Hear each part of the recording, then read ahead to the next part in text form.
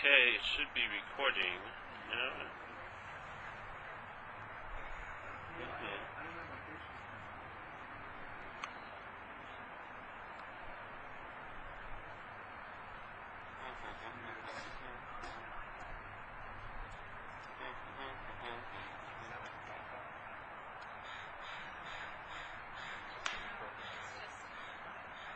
Yes.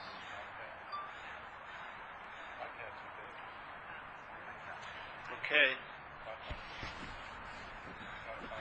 See what happens. Excited.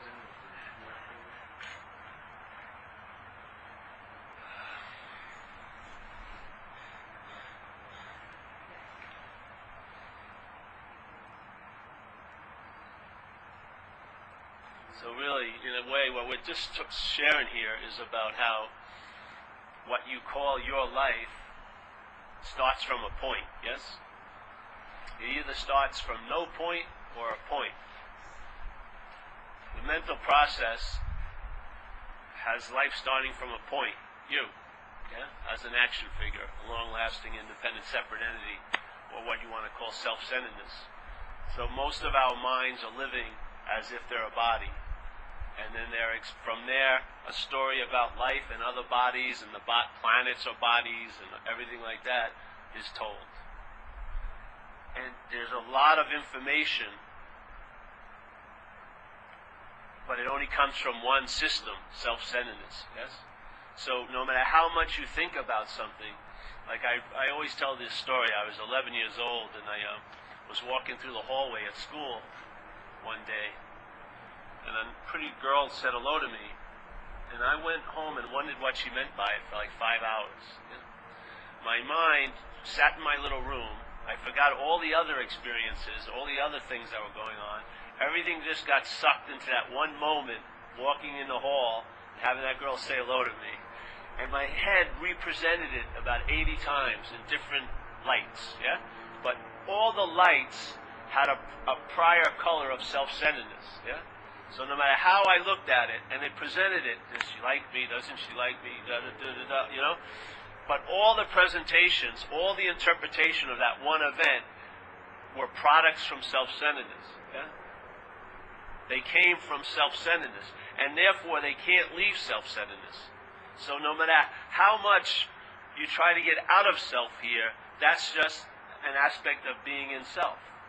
No matter how much we're seeking to get out of self, if the identification with the idea of being a self is in place, all the formats of trying to get out of self are just another forms of being in self. Yeah? They may be more subtle forms. It may not be such like an iron chain. It may be a gold chain, but it's still a bondage to an idea of being a body, yes? In some way or another. Even being idea of being a body that's not a body. Yeah? The idea of being something that doesn't want to be that something anymore, or has woken up that it isn't that something. But what's entertaining that is that something. It's happening in that mental process. Yeah? So, my belief and my experience is that the idea, the whole world, everything, the whole way you're going to travel, every moment of every day, if brought back to the idea, brought back to the point of am I not that self, yeah? Am I what my mind presents me to be? And then am I that assumption that claims every conscious contact? Yeah? In other words, the seeing, the hearing, the feeling, the tasting, is it really me that's seeing here? Is it really me as this that's feeling, that's tasting, that's touching, that's smelling? We went over it the other night. It's so incredible because we can't even shit when we want to, yeah? We're not pumping our blood, yeah? We're not beating our heart. We're not digesting our food. And yet a very subtle activity called thinking, which has no weight. I mean, when you shit, at least you see something, you know? It's a big thing, and it seems like it came from you. And so you could construe that I did it, yeah? It could be. That could hold water, in a sense, because it seems like it issued from what you think is you, yeah? So and then the heart too, the heart's seemingly beating, and so you could think, maybe I can, I'm beating my heart, but it's ridiculous because let's say you eat a burrito and then, you think that you put it aside somewhere and then you're going to get to it later. Yeah, I got too many important things to do. I'll digest that burrito later. Obviously, it sounds absurd, yeah? But here, the head is presenting us as the thinker of thoughts. Thoughts are so much more subtle than the body functions. You can't see them, can you? You just sense them. You can't see a thought. I can't come here and present, hey, I saw this incredible thought, like a gazelle, in Africa. I'm not going to take like a little expedition to see thoughts, yeah? You're never going to go on a safari to see thoughts. They're just not there. You can't see them, yes? Yeah, they don't have any weight, do they? They have tons of weight, but not weight that you can weigh here. And yet, we believe we're living from the idea that we're the thinker of all these thoughts. Yet, we can't even take a shit when we want to. Yeah? The grosser functions of the apparatus, it's so obvious that we're not, digesting the food and pumping the blood. If we were, we would have been dead, We would have forgot something, yeah? But now, when it comes to thinking, which is a function of this apparatus, yes, we claim it every second of every day. And there's a lot more thoughts than shit coming out of you. Yeah, you may take a couple of shits a day, but thoughts are happening constantly, yeah? Thousands upon thousands of them. They did some research in Australia where they said that a typical brain is like, has 70,000 thoughts a day. 70,000 thoughts, that's a lot of thoughts, yeah? And yet, every thought that goes, there's an assumption that you're the thinker of it, yeah? Isn't it? When there's thought, when there's the awareness of that activity of thought, what does it feel like? That you're the thinker, yes? Isn't that the sense that we get? And that the thoughts are about us. Yeah? And so if you look at the system that we're relying on to sort of navigate ourselves through this life, this thought system of self-centeredness, if you see it, the thought system cannot picture you any other way than as a body. That's what it does. Yeah? That's its programming. The thought system of self-centeredness takes its whole basis, yeah? Its whole object to think about, and its whole object to be the thinker of, is based on being a body. Yeah? Everything. So the whole system that we're relying on, in recovery they would call it relying on self, presents us all day as a body. Holds us as a body. Yes? We tell stories about, let's say, spirituality, yet it's written like it's a journey that someone goes on, but only a body goes on a journey. A spirit doesn't journey anywhere, because it's not located somewhere to go to somewhere else. It's only a body that gives us the storyline that we're on a journey. Yeah? I'm on a spiritual journey. What is that? It's this. Yeah? This has defeated the whole point of the journey. If this is what thinks it's on the journey, that's a real long journey you're going to be on. It's going to have a lot of time in it and a lot of space where what you're looking for will be hidden or be away from you. Yeah? So to rely on this, and the reliance on it is that your interest and attention is wedded to it, and there's a belief. Yeah? When the thought gets hatched by you attending it, the information that it downloads, you believe it. Yeah? Now, we don't realize that we already took that first download in, the you that believes it. That's one of the first downloads, is there's a you that believes it. That's like one of the original thoughts. First they had the sense of I am, and then it's I am a body. Yeah? I am a singular, infinite, and independent entity, and the entity obviously is the body. Yeah? Just locks you into place. Now the mind is just riffing on that, and we seem to be, there's no we obviously. We're using this language. I can't say seem to be. I have to sort of imply, there's something that seems to be. But we seem to be.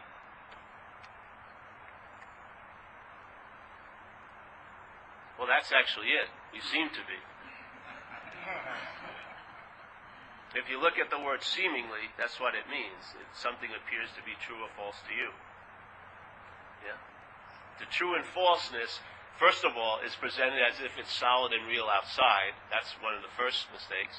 And then that solid and real outside appears to be true to you, which is solid and real outside. Yeah? And they're actually in cahoots. There's not like a mind that's sitting here and then making that. This sense of being here is made by mind. Yeah? In other words, if you looked at a room, and when you're in the room, you think you're in the room. Yeah? The room was just there, the chair, the bed, this and that. And you look at all the objects, and you call it your room, let's say. But all these objects, but there's not a sense that you're an object also in the room, called Paul. You know what I mean? You're like a piece of furniture in a sense yourself. Yes? And then the mind, taking this position of you being somewhere at some time, riffs, doesn't it? What does your attention usually go into in the thought system? What does the thought system honor? It honors time more than now, doesn't it?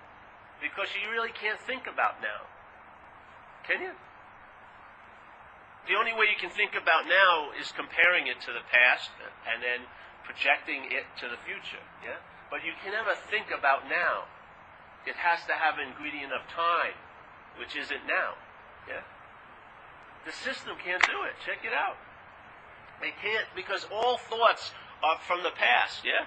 All thoughts are memory-based. Yeah? And the past doesn't exist. It's just a mental realm. Yeah? And the thoughts come from that mental realm, and they appear now, and when they're opened by attention and awareness, and the download occurs, the mind, in its gullibility, projects this reality. Yeah? Like they used to say, what is this? As you believe, so it is, you know. Everything's done according to your belief. These are just pointing at how much meaning this apparatus gives everything. And what your experience here is just the meaning that your mind is given to things. Yes?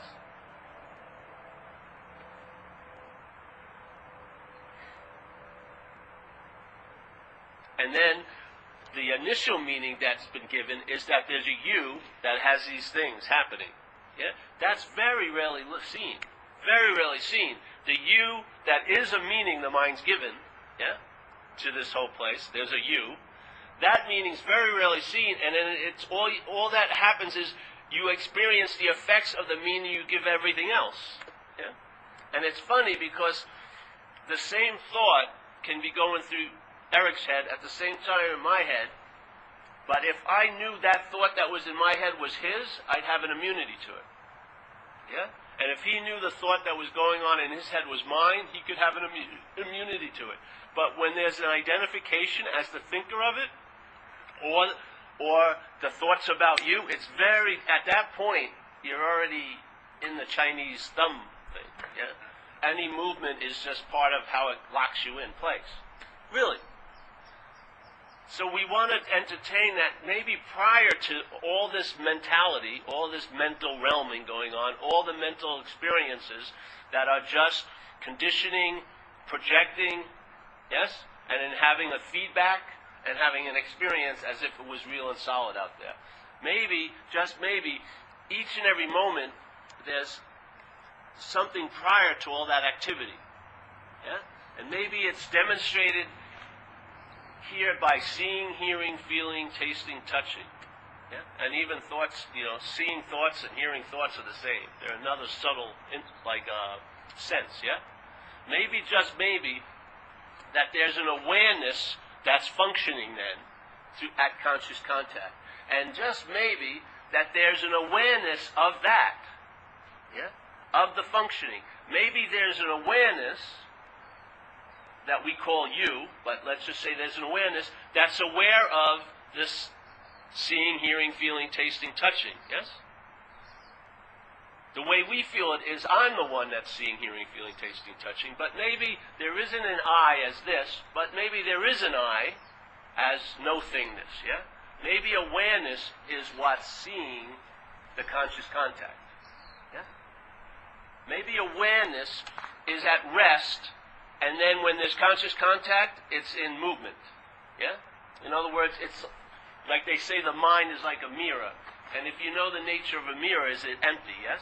If it was full, it wouldn't be able to reflect what showed up in front of it. Yeah. Do you know what I mean? If the mirror has tons of images in it already, it won't be able to reflect the image that's appearing. Yes? But what happens if the mirror has taken itself to be an image? If the ability to reflect is now been hijacked by the mind, yes? And now it's you that's reflecting in a sort of mental way by representing life. But not a pure reflection of just seeing, yeah? But a mental reflection of, I'm going to think about this. I'm going to figure out, I could have done something different. I should have done this. I should have done that. Yeah? It's like a bastardized version of the real seeing. Yeah? The reflecting. And the point is, the reflection that enables everything to appear mustn't have an appearance in and of itself. Yeah? Because if it had an appearance, it wouldn't be able to reflect. Yeah? So the mind, in a sense, is inherently empty. In other words, it's not a body. And it's functioning in our life right now, all day. The mind is functioning not as a body. The mental process has claimed that that functioning is a verb that I'm doing as this. But in fact, if you look at it, just like when you look at your digestive processes and the blood, obviously you're not doing that, yes? And there's no way in hell that you are conscious. There's just no freaking way. Because have you seen how you live during the day? Give me a break. I mean, we don't even know if we had a bad day until our head tells us, like at 9 o'clock at night, or a month later, oh, I shouldn't have done what I did. What am I doing in this situation? You know what I mean? It's constantly presenting from its peculiar point of view, and really, all evidence is false evidence. Yeah? Not because of the evidence, but who's entertaining the evidence. Who's entertaining the evidence is false. That's why false evidence appears real. Yes? Because false evidence is appearing real to a false evidence. We're attempting to say, maybe I'm not that, which sort of, it doesn't bring back the mirror to its natural state. It's never been it. It just sort of peels this little mental membrane off of it, and now it's reflecting clearly again. And it reflects, the first thing it reflects is the basic act of being, which is seeing, hearing, feeling, tasting, touching. Yeah? And in that, there's an awareness, because there's no thing that's seeing that, and there's no thing that's doing, that's seeing, hearing, feeling, tasting, touching. Yes? There's no thing that's seeing, hearing, feeling, tasting, touching, and there's no thing that's reflecting that. Yeah? Instead of having the seeing, hearing, feeling, tasting, touching be hijacked by the mental process and have you put in between the reflecting nature and the act of being, and have you put in there as the doer of this, which causes every time the seeing, hearing, feeling, tasting, touching would reveal its no-thingness in that reflection, it reflects back to you as something you do. Yeah? You know what I mean? So we've become like a certain mirror, but we're not empty. We're full of old ideas. We're full of beliefs. We're full of conditioning, yes? And yet we're the one that when seeing, hearing, feeling, tasting, touching reflects back, it reflects back to us. Yeah? And it stops there, and then this reflection is used to make up all of this. A huge story comes out of the basic raw information of seeing, hearing, feeling, tasting, touching, doesn't it? And then the seeing, hearing, feeling, tasting, touching is conveniently forgotten, the nature of it, which is empty but beautifully present. Yeah? And then you become the presence. A product of a mental process which draws all of its clothing and all of its security with mental processes. Thinking, interpreting. Everything now is based on time. It's not like I'm okay now, but I will be okay later. Yes?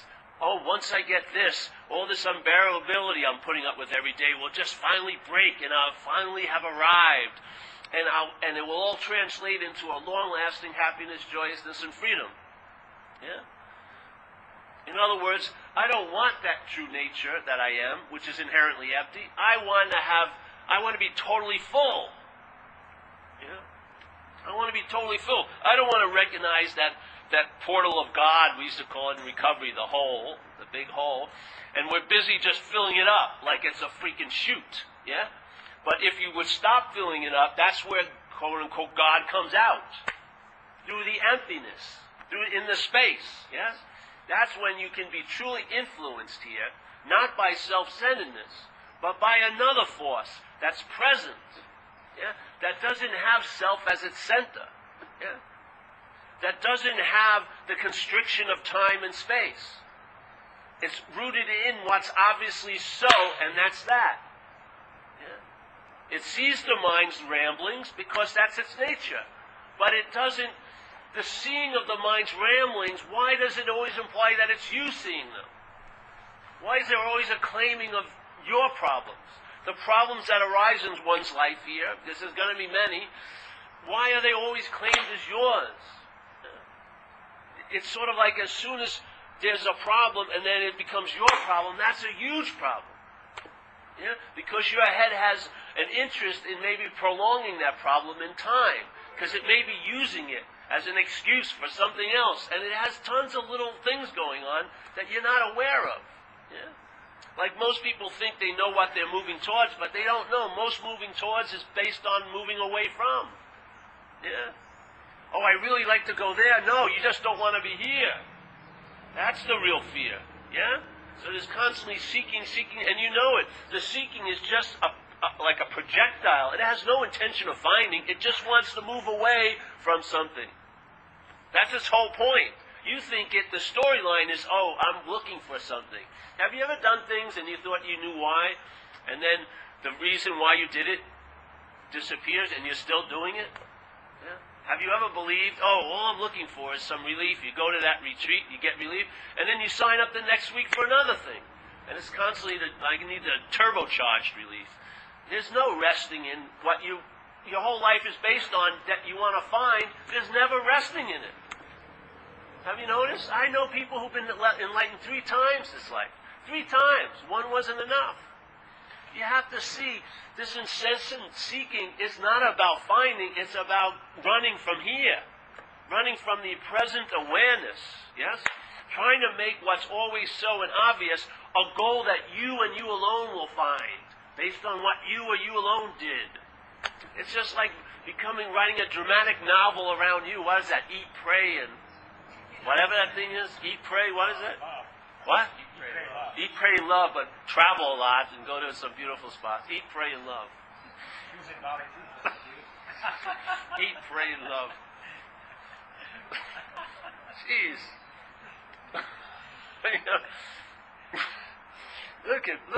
Let's see in a movie when someone dies. You ever see when they die? And then they're dying, and a person's standing over them saying, "You can't do this to me." The person, "Sorry, I'm dying. Give me a break?" "No, but we have an important engagement to keep tomorrow." "What will I do?" "Hey, for 1 second, let me be in my..." This is self-centeredness. You don't see. We're so immersed in it, it's difficult to see. Yes? It's totally impossible to see as a self.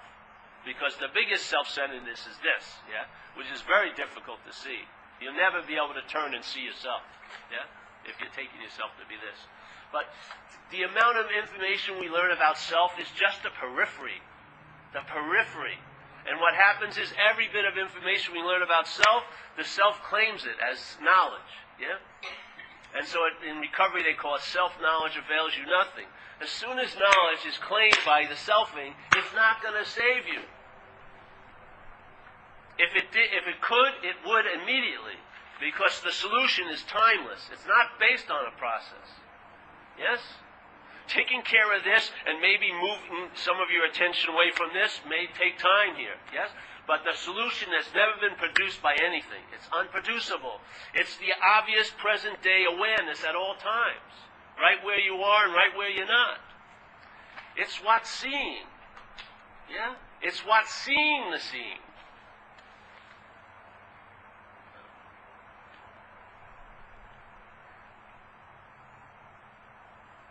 I'd love to get near the controls of the time thing here and just slow it up a little bit. So you remember when you wake up in the morning when there's no sense of self, and then watch it boot back up. Yeah? There is many gaps during the day, and you get a gap every night in deep sleep. But there's many gaps. It's just that in our time frame we miss it. Yeah? But it takes time to think of yourself as something that you're not. It's not your state. Yes?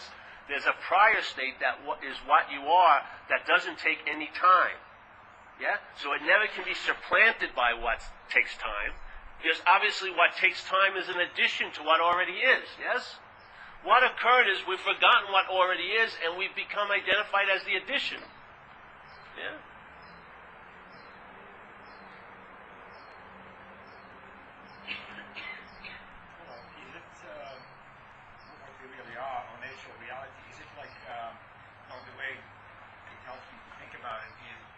Background, like a screen upon our dream, all the perception of reality is projected upon.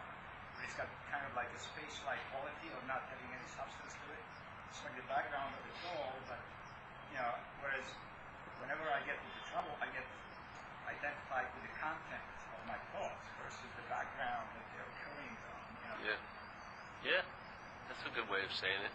The background, though, is right. It's like a 360-degree background. You know what I mean?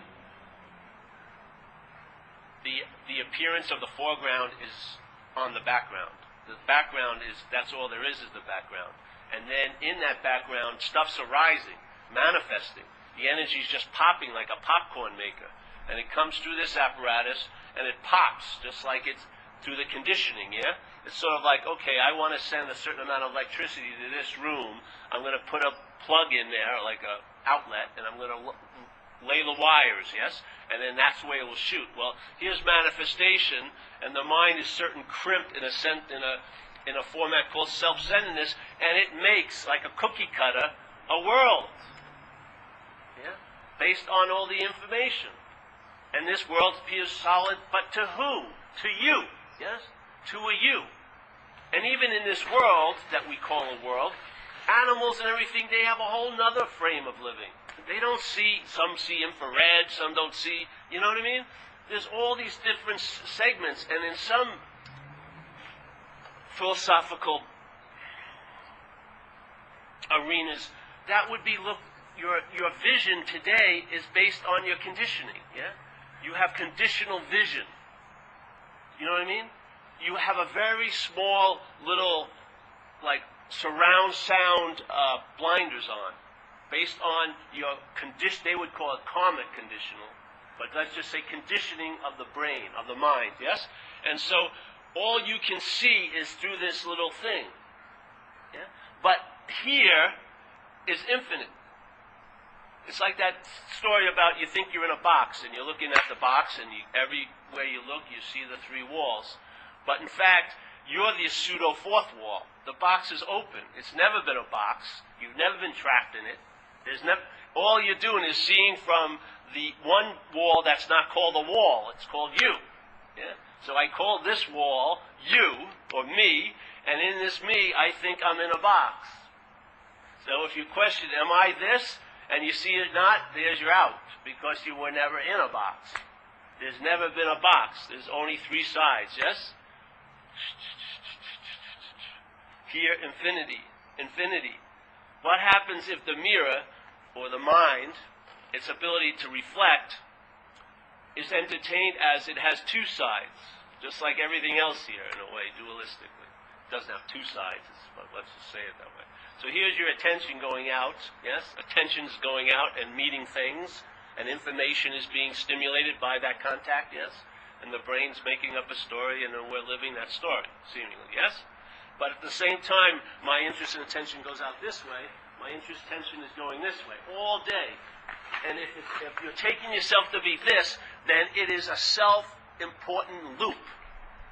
Everything you meet, everything you think, everything you feel, everything you hear, it's only one of you that's hearing it. One you is feeling it. One you is thinking it. It's millions and millions and millions of claiming activities of all stimuli, because you're the one who's having it. Yeah, it's insane. It's so much, you don't know what, it's the relief when you're not, if you just can entertain, I'm not that. I am not the center of the freaking universe. There is just, based on conditioning, what you would call a subjective experience here. But I am not that which is having that subjective experience. I am, yes? I am the seeing, yeah? The seeing. And it's the same. There's no difference between Michelle seeing, that's called I'm seeing from her point of view, and there's no difference of this seeing called I'm seeing from here. In fact, all there is seeing, isn't there? We give it different names because I go, okay, I'm seeing you, Eric. And then Eric's going, I'm seeing you, Paul. Yeah? And then if I ask yourself, all right, Eric, who am I? Or I ask myself, who am I? I go, it's me. I'm me. Well, who's the me? A body, yes? It's just a you that I'm identified as, which is a me. It's the same thing. I'm a you just like every other you I've ever seen. I'm a you as this. Yeah? But for me, because the seeing has been claimed by my mental process, I think I'm seeing you, yeah, which makes me a me. I'm the doer of it. I'm the seer of it. Yes? You see? You know how much freedom it is if you just sense all there is I going on? All there is seeing, hearing, feeling, tasting, touching, seeing, hearing, like non-stop manifesting. You know? Contact constantly, isn't there? Tons of contact. And yet here we sit with the sense that, oh, this is me, which is different than you. But in fact, if you look at the basic structure, it ain't. This is a body here that I call James, you, and this is a body that I have a fondness for in my mind. I'm very interested in. I could care less what happens to that you, but this you I'm very interested in. This you is so important, but that you doesn't mean much to me. So is it the you that has the meaning? It's the me. Yes? So from me, I give a lot of meaning about you. Yeah? And I give a lot of meaning about this you, and I give it the biggest meaning you can give, that it's me. Yes? You can't give a bigger meaning to any object than that it's you. You can't. I can give those objects a name you, but I give in this one, it's me. This is the supreme me. Yeah? As soon as this is me, the system just starts projecting in Technicolor. Yes? And then you're just like battling the slings and arrows of this whole activity. As a you. Instead of maybe just having a pause and look at it. Am I truly that you that I'm calling me? Yeah? Or am I, if you want to say it, that animating principle, that no-thingness, that thing that can't be weighed, that unmeasurable activity that can't be quantified or captured or sold or corralled or owned or achieved, yeah? Am I that thing that we, as this, can never know? We can never know it as this. But we can know of it as it, yes? And at the same time, your mind's entertaining the possibility of being this. There is the incessant entertaining of mind that can entertain, I'm not this. Yeah? And when you entertain, I'm not this, to me, that's being what you are. The act of seeing. Yeah? Seeing what? What I'm not. I am when I'm seeing what I'm not. Yes? What I am becomes what I'm not when I'm looking from this me. Yeah? Because I've forgotten that, and I said, this is what I am. And I've made that a verb that I'm doing. It's incredible. Yeah? Do you make yourself see? Give me a break. Do you? If your eyes are open, there's seeing, yes? If you want to call it vision on this one level. You hear the cars. Are you choosing to hear those cars? Then choose not to. Stop your hearing. You have to put a plug in. You're so out of control. If you want to sleep and it's loud, you can't say, I'm going to stop hearing that. No, you've got to get the best earplugs and try your hardest, put a pillow over it, because you have nothing to do with it. Yes? And yet it's all about you. It's what a weight, you know. To give up the sense of living for mythical, mental symbols of it, what the mind thinks it would mean to be happy. Yeah? It's not about being happy. It says what the mind thinks it would mean to be happy. Well, it would mean that no one would bother me. Everyone would do everything I asked them to do. I'd always be living like in a sunny place like this. And all these meanings, yes? Everyone would see how special I am. And it would be really great. Now, no, when all that happens. Yes? So, can you imagine when you entertain that, how's the mind going to be okay with now? When it doesn't seem to match up with anything that it wants. Yeah? And don't you notice that you usually want things you don't have? Did I look at my Mazda car today and I really want you? I really want you, car. No, I got in and started and go. Yeah? But there's someone I was with for 3 years. I didn't really want her at all until she leaves. Then I really want her. My mind, I really want her now. As long as I can't have her, I really am interested in wanting her. Yeah?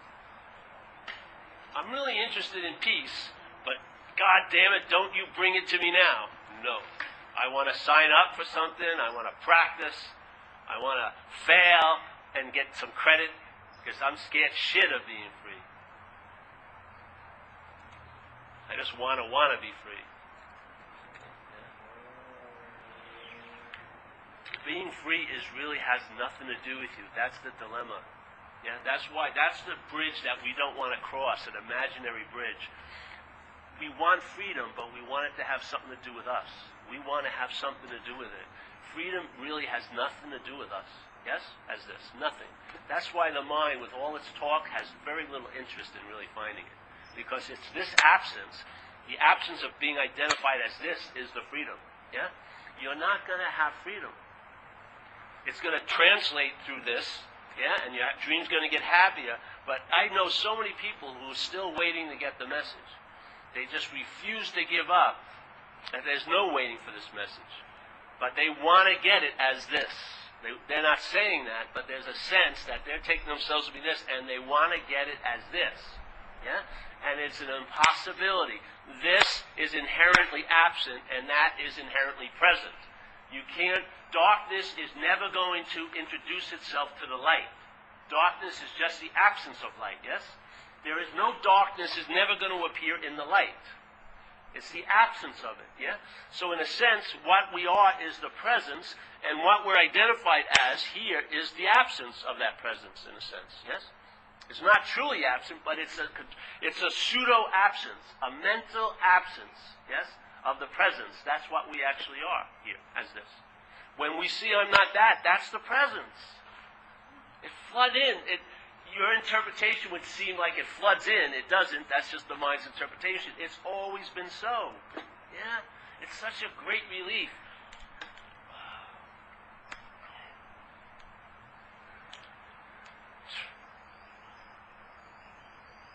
I mean, how much meaning does the mind give something that is so noble as the truth and then can use it to beat the hell out of you when you fail to reach it constantly?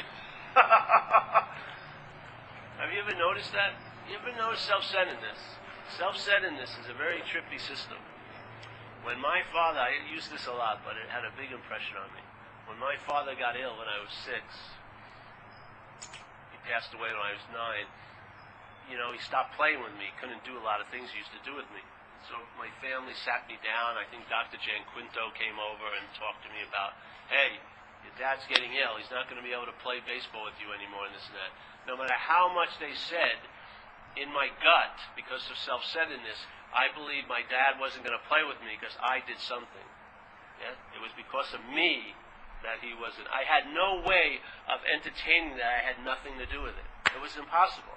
The system that was interpreting my life at that point could not see that I had nothing to do with it. No matter how much proof, he could have sat and stood in front of me and talked, said, hey, Paul, I'm getting very ill and this and that. It wouldn't matter. You know, I may go like this, but in my gut, I know I did something. It's called self-centeredness, yes? Self-centeredness. And so why do you think the system is seeing this place like it does, because it reinforces the fact that you're the biggest doer of all. You did this place, yeah? So when you hear these beautiful ideas about, oh, all there is truth and love and beauty and everything, and your experience doesn't match that, yes? You just had a big argument with your girlfriend and you were verbally abusive or something like that, then who's going to be written into the story as somehow at fault? You. Yes? You. I was with a guru, and everyone presented him, his followers presented him as the Lord of the universe. Now, I don't know where I got this idea, but in my head, the Lord of the universe had a lot of meaning. Yeah? I mean, the Lord of the universe. I mean, my mind was like, that's a big meaning. And I didn't like the Lord of the universe. What does that make me? It made me very uncomfortable for 5 years, because I kept going back, trying to like something I didn't like, and I just would not let myself off the fucking hook. I was trying to plan on killing him. Hitting him with a time delay little thing, and then the parade would gone by, and they wouldn't have known when he passed away that I did it. I mean, I'd be sitting there. I couldn't leave. I wouldn't give permission to leave, and I couldn't stay.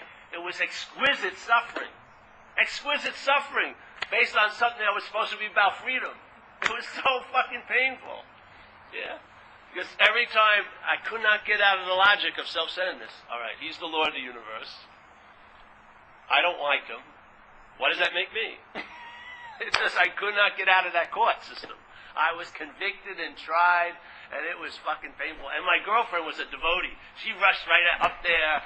She was throwing flowers. She was feeling all these lovely emotions, and I'd be, fuck, I want to kill her too, you know. It was just way. You can't escape the view and the perceptions and the thoughts of self-centeredness when you're identified with its center. Yeah? Your logic is self-centered logic. Your reasoning is self-centered reasoning. Yes? In other words, there ain't no you. That's the presentation. You're just living by the reasoning and logic of a failed system. Bitching about it, complaining about it, sharing it about it ad nauseum, ringing up phone bills around it, writing journals about it, listening to music that signifies your losses and all this, whatever it may be, but it's just constantly on and on and on and on and on. Yeah? Because there's no way as a self you're getting out of it. None. If you could have, you would have already, right? Wouldn't you have? Wouldn't you have vacated that spot that seems to be driving you crazy? Why can't you seem to get out of it? Maybe because you've never been in it. Yeah? And so every attempt to get out of it is a form of being in it. You see that? If you're not in something and you're trying to get out of it, that would be like being in it, yes? If you're not in something, but you're really working to get out of it, that's a form of being in it. We're missing it a lot. That is a huge form of being in it, trying to get out of it. Yeah? The best way to get out of anything is realize you're not in it. And we're giving you a very simple message. Stop thinking about this with this system, yes? Well, not stop, you can't, because the system's on its own. But just question, just feel, seeing, yeah? It's presented every second of every day. Awareness is flooding out of you, touching, feeling, tasting, smelling. There must be some kind of, signature that will be felt with all that activity, yes? Like an intimation, that you'll sense a pause to me is like that, yeah? It's like before time, yet it seems to be bookended in time, yeah? You get a little slice of everywhere at all times, and yet the mind has a story of time, pause, time. But that pause doesn't have a feeling of time, does it? It doesn't have a feeling of time. What is that? That's demonstrating something unbelievable. All the other stuff is the mental activity. All the linear time frames. That's actually a segment of your real nature, yeah? Unadorned, where your mind is now reflecting the emptiness. You're thinking it's you after it goes away, that you had the pause. But no, there was no you in the pause. There was just mind reflecting pause, yes? Like the original face.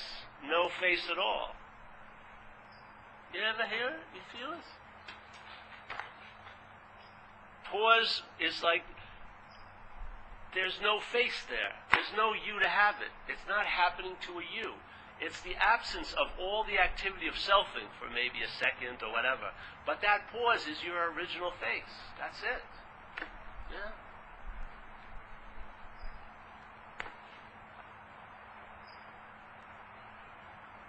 My unoriginal face is getting hot here. Sun.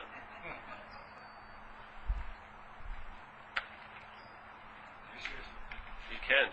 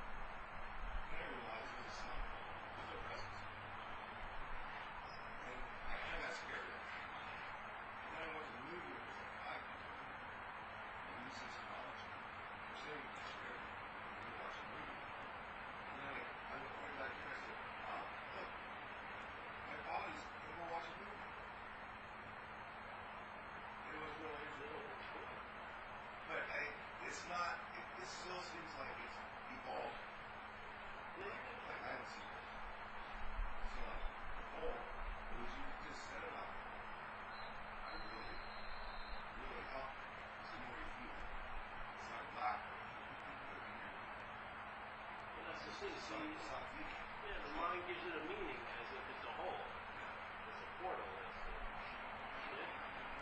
like space. We're always trying to fill up space. We control time space. We're always trying to fill up time. Never want to be left with the emptiness of its nature, yeah?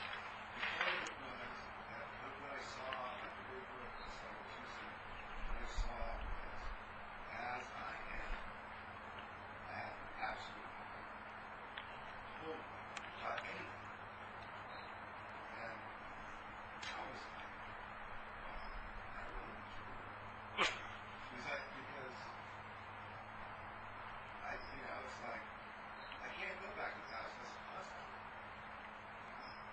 Because it wasn't in anyway. Well, you can't go back there anyway. Where are you going to be? I used to live there. Yeah. The South. But the South is just the mental concept. And what I am is a oneness that can't be. And that's what Buddha said. That's not to be felt. But there's no illusion of God. I never understood that. Because that's the South. I go back to that. Yeah.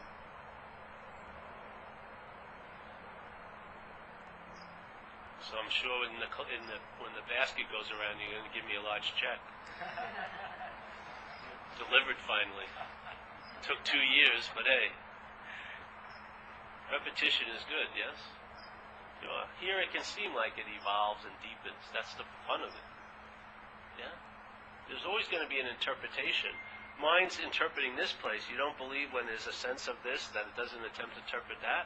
But some of its interpretations are incredibly poetic. It's beautiful. It's art. But it's attempting to explain or to share or to try to capture what's uncapturable. I love it. That's what art to me is, in a sense, yeah? Sort of an inclination to see the formlessness of mind and attempt to use a format to express it. It's fucking incredible, yeah? Any other questions? No? No, it's not a question, it's kind of when you speak of thoughts not being your thoughts and you not necessarily being the thinker, I heard you say that, a bunch of times. And just the other day I attempted to prove that to myself. I said, okay, if the thoughts that are in your head, if they're really your thoughts, you ought to be able to predict what the next thought is going to be. And as hard as I tried, just on their own. They have their own nature and whatever fascination. I cannot predict my next thought. If you're really honest about it, then I really won't. If they're my thoughts, I ought to be able to predict them. But clearly, there's a disconnect there. Maybe they're not my own, my thoughts. They just stop going through my mind. I kind of grab them all. Yeah.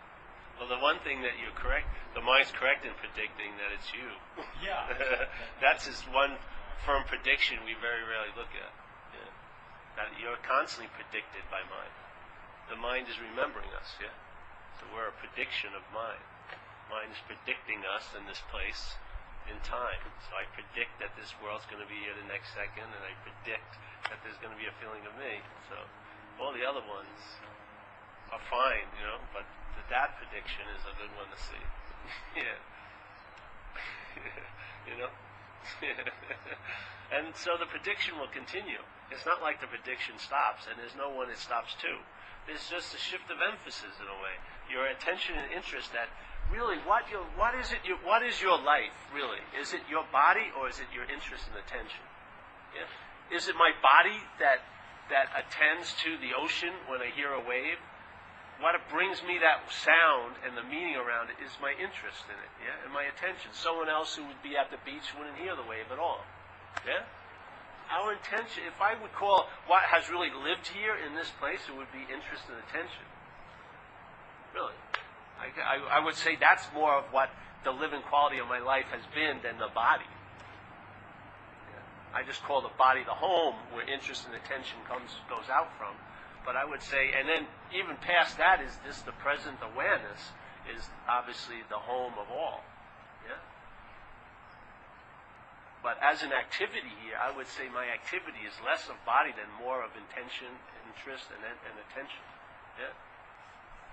When my attention is on something, that attention gives that something life. And what it's not looking at, it's not giving life to. Really, isn't it? In a sense. Like you can see 50 kids at your at a park, and your attention will be on what you call your kid, more than the other 49. Yeah? So your interest and attention has been captured quite a lot, and it gets routed, and gets defined, and gets pointed at things, and all things, from self-centeredness. Yeah. Can you imagine if you weren't the idea of being the self, and that attention and interest would be freed up? Your life would be a lot more surprising. Yeah? There would be an alertness, and because you would be in a state of I don't know. Because you don't know where your attention goes, or interest. You may be interested in something that you have a long story of never being interested in. Yeah? Somehow you get interested in it. Yeah? It's funny. Yes?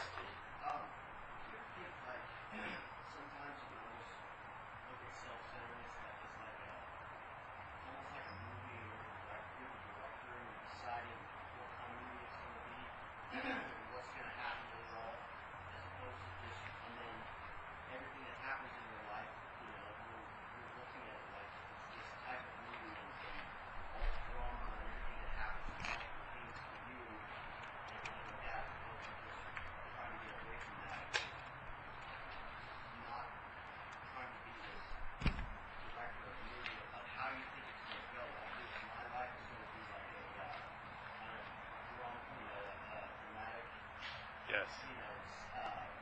So whatever. Yeah. Sometimes I feel like, I'm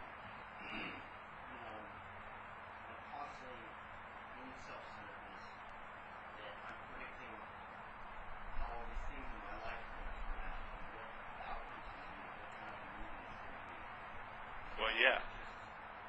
That's what it does. Yeah. Self-centeredness, because it has a huge drive to know. It gets security out of thinking it knows things. Yeah, it doesn't matter if they're false or not. It just wants to know. So people love to have opinions. They may be crazy opinions, but they get a sense of I know I hate the healthcare reform, and yet you're like, don't touch my Medicare, government, and yet it's a government program. You know, it's fucking crazy. It's a weird thing that happens. So the mind wants to know that it's right. Yeah, they're fucking with me. Whatever. Yeah. But there is no director. That's the good news. part of the movie is the sense of being a director. Yeah. We in here, we can't just see a movie as a verb. We have to see someone who's directing it and did it and produced it. We think all life is about that. It's always like a noun is constantly placed in like inserted where just all there is verbing going on. Like events are happening and deeds are being done. There's no individual doer thereof. If you would just see events happening and deeds are being done, it's a seamless activity. Yeah. There's millions of things happening right now.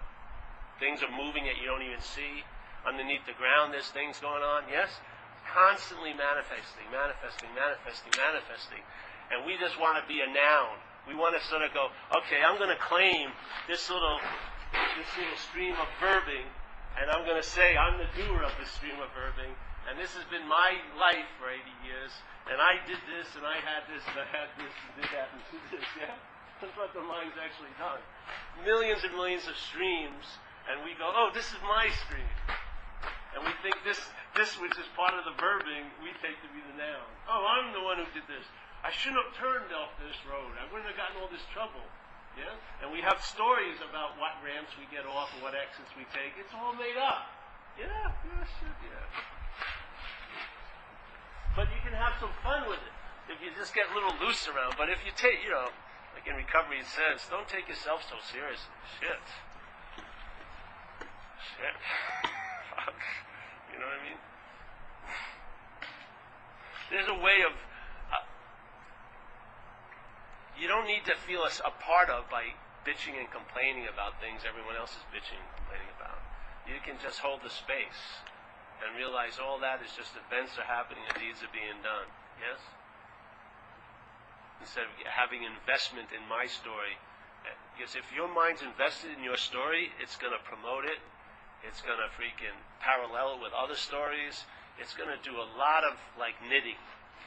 Yeah? It's going to take little fabrics and put it here and there, and it's just going to stitch up a really nice story for itself. Yes?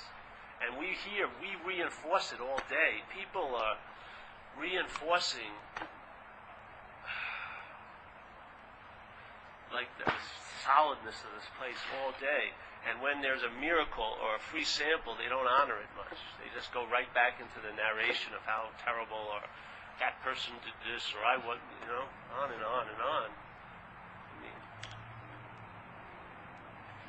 so that's it, eh? For today? Pass the message.